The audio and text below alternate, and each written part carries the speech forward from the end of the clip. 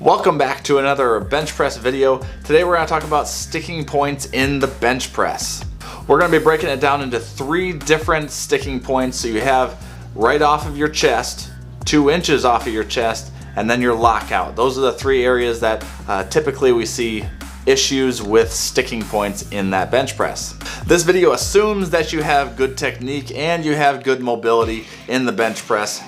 If you don't have good technique and good mobility, you're going to have sticking points, and that's going to be your biggest issue. So the best way to get better at a bench press is to do the regular bench press with good technique. This is more so for like an intermediate to an advanced bench presser who has a really specific area at which they struggle in the bench press. The first sticking point we're going to talk about is off the chest. So if you get loose off the bottom of a bench press or you flatten out at the bottom of a bench press, there are 2 variations I love to use in this portion of the bench press. And honestly, I have most of my lifters do this because I would say this is where a lot of lifters struggle. So the first variation is just normal paused reps. So if you're doing bench press with your regular working weight, instead of touching and going off the chest, I would practice paused reps where you have like a half-second pause right off the chest. You're spending more time in that range of motion that maybe you're not as strong. So by practicing that, you're going to get stronger at that range of motion. The second variation would be a 3-count pause bench press. And this is going to be where you come down and you're literally sitting on your chest with that bar for 3 seconds. And a lot of people get down there and they're like, 1, 2, 3, 1, 2, 3, 1, 2, 3. And really you need to get down there, and if you had like a tempo timer, that's what I like to personally use. I pull up like a YouTube video or a timing app and I can hear the beep, beep, beep. And like you're gonna have 3 seconds that you're sitting on your chest. It feels like eternity, but it's gonna make you so much stronger at that range of motion. And if you're a competitive power lifter, especially in like the USAPL, sometimes they let you sit down there on your chest waiting for the press command for a long time. So this variation is awesome for raw power lifters. The second sticking point we're going to talk about is 2 inches off the chest. So my favorite 2 variations for this are going to be the Spoto Press, where you're bringing a barbell 2 inches off the chest and then pressing back up. Again, you're spending more time under tension at your sticking point and then pressing off of it. And a second variation is a pin press. So adjusting your pins to being 2 inches or so off the chest and then pressing from a dead weight position where you bring it down to the pins, it has to set all the way down and then press right off those pins. Again, you're practicing that range of motion that maybe you're just not too good at, or you lack a little bit of tightness or strength at.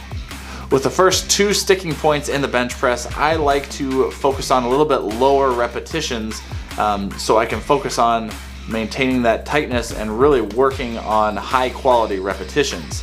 So with a Spoto press or a pin press or that 3-count pause bench press off the chest, I keep the repetitions a bit lower so I can maintain that tightness, have a high quality of rep.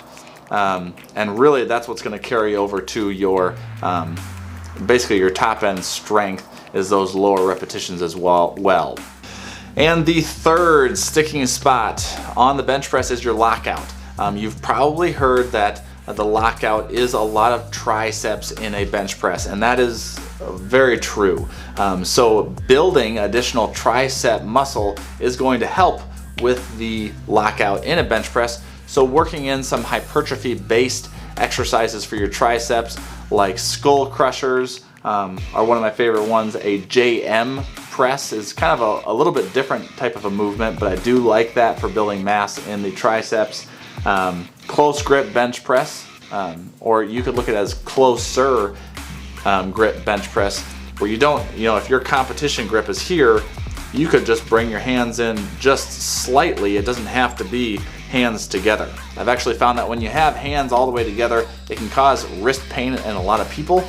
So I like just about shoulder width, or maybe just a tad outside shoulder width for that variation. So if you're using those exercises to build some additional mass in your triceps, that's great. One specific bench press variation I personally like is a higher pin press in that bench press. But ultimately, what's gonna make you best at a bench press is practicing the bench press. If you get so fixated on variations of the bench press, you might just be missing some of the basics, because a lot of people just suck at the basics. So focus on really good technique, improve your mobility, and do lots of sets of regular bench press, and that will, in the long term, help your overall bench press ability. That is the video on bench press variations. Let me know what kind of variations you like the best for your bench press in the comment section below. Like the video and subscribe, and let us know what you want to see next. These are all materials that our members get to use and find helpful, and you can jump on our bench press program at rapidfitnessonline.com. We've got a program for every major lift: your squat, your bench, your deadlift, and we're going to have a power building program on there as well. So same with the apparel. If you like the apparel, go ahead and pick some of that up at rapidfitnessonline.com. That's all I got for you today. I'm gonna wrap this up and let my wife edit this to her liking. We'll talk to you soon. Subscribe to the page and like the video. We will talk to you soon. Make sure you let us know what you want to see next, and stay tuned.